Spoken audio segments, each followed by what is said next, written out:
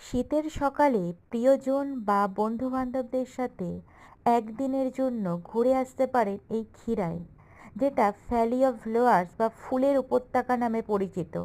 কাঁসাই নদীর তীরে অবস্থিত এই ক্ষীরাই অঞ্চলটি খুবই সুন্দর, ফুল দিয়ে সাজানো এবং সবজি দিয়ে সাজানো, যেটা প্রকৃতির বুকে খুবই সুন্দর। আর এখানে অনেক ধরনের ফুল পাওয়া যায়, যেটা দেখে আপনাদের চোখ জুড়িয়ে যাবে।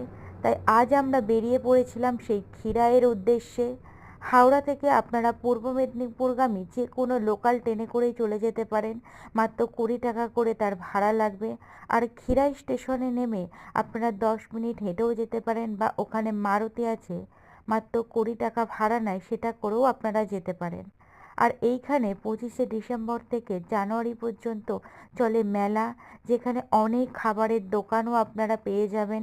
খাবার না আনলেও এখানে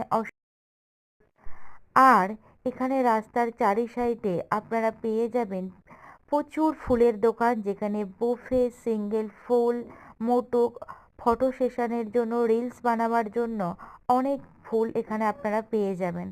আর দেখো এখানে প্রচুর লোকের ভিড়ও হয়েছে, আর এখানে অনেক খাবারের দোকানও আছে।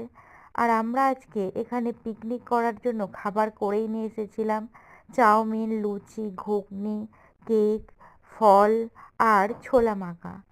তাই আমরা এখানে বসেই পিকনিকটা করেছি। তা তোমাদের কেমন লাগলো ভিডিওটি জানি।